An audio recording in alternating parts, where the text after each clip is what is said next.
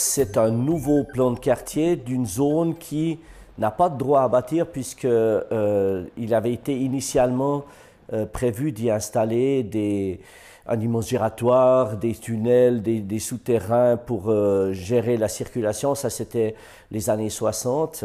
Et maintenant que la circulation a été modérée dans cette zone-là, l'objectif n'est plus du tout d'augmenter la surface destinée aux voitures, mais au contraire de réhabiliter un certain nombre de bâtiments qui avaient été à l'époque achetés pour être démolis, et celui-ci est dans ce cas-là. Mais naturellement, si on veut en faire quelque chose, il faut octroyer des droits à bâtir, et ces droits à bâtir ont fait l'objet d'un concours, puisqu'on s'est dit qu'est-ce qu'on peut construire à cet endroit-là. Et en fonction du résultat du concours, nous venons devant le conseil communal, enfin, il y a eu une mise à l'enquête et nous venons devant le conseil communal. Je précise que cette mise à l'enquête n'a suscité aucune opposition. Il y a une mais qui a été retirée après explication avec les auteurs de l'opposition. Donc, actuellement, nous devons faire valider par le conseil communal ces droits à bâtir qui sont le résultat du concours qui avait été gagné en 2011. À l'époque, la municipalité avait décidé de lancer un concours d'architecture pour assurer en fait que le bâtiment qui serait construit une fois que la parcelle serait vendue soit en tout cas d'une qualité exemplaire.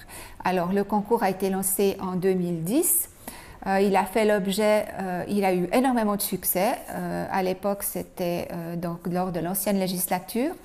Il y avait 72 propositions qui ont été déposées et c'est le bureau Kapuaman qui a en fait gagné ce concours avec un projet qui s'intitule Moulin à vent et qui fait vraiment l'articulation dans ce secteur qui est vraiment adapté à ce carrefour, qui permet de rendre une grande surface au domaine public, qui est en lien avec le domaine public, contrairement aux bâtiments actuels qui finalement n'ont que des entrées, parce que quand on parle de ville, on aime bien avoir des affectations aurées qui soient en relation avec effectivement l'espace public, et puis qui à proximité, la plus grande contrainte, c'est qu'on est à proximité du bâtiment propriété de Nestlé qui a la note 1 au recensement architectural, donc qui a la meilleure note.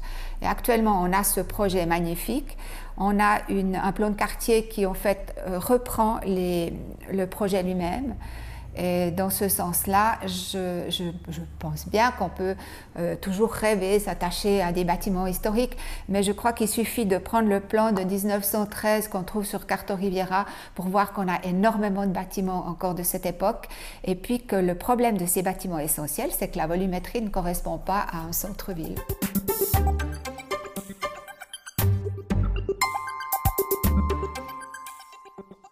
Alors les critères c'est toujours la relation avec l'espace public, c'est la relation avec les bâtiments environnants, puisque j'ai parlé du bâtiment Nestlé. Ensuite, on a l'avenue du Général Guisan.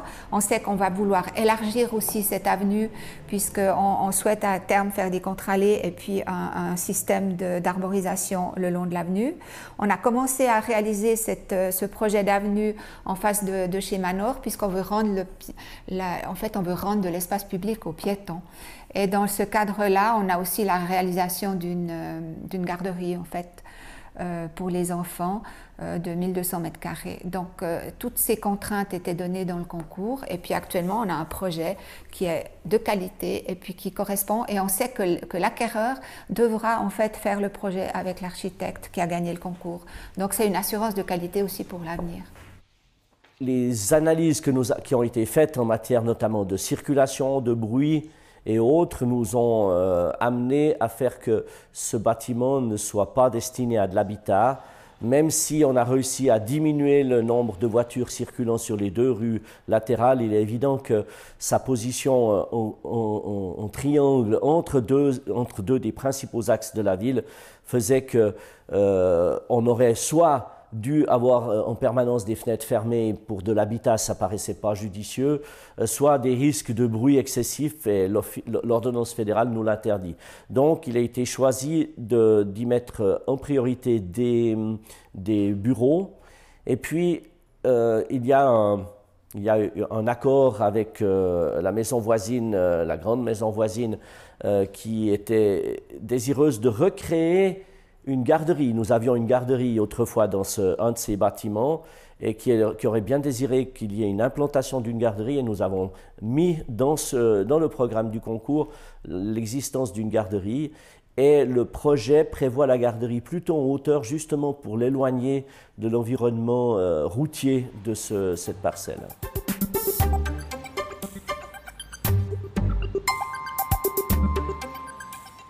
Actuellement, cet espace est un espace strictement privé qui n'a pratiquement pas d'échange avec le domaine public, c'est-à-dire le seuil est assez abrupt, vous arrivez sur un petit trottoir, alors que là, l'objectif, c'est de créer un mariage entre espace privé et espace public.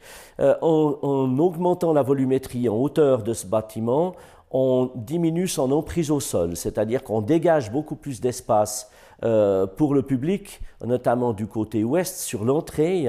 Donc il y aura une esplanade, et puis surtout, le bout de l'avenue de Savoie, le haut de l'avenue de Savoie, qui est donc entre l'avenue Gérald-Guisan et l'avenue Nestlé, cet espace sera transformé, ça ne sera plus un espace rue, ce sera un espace place publique, espace de jeu, espace de dégagement. Et donc nous augmentons, hormis le volume construit, nous augmentons l'espace disponible pour les piétons, les enfants notamment, puisqu'il y aura une garderie. On aimerait bien que cet espace soit sécurisé, destiné essentiellement à l'équivalent d'une mini place publique pour le quartier.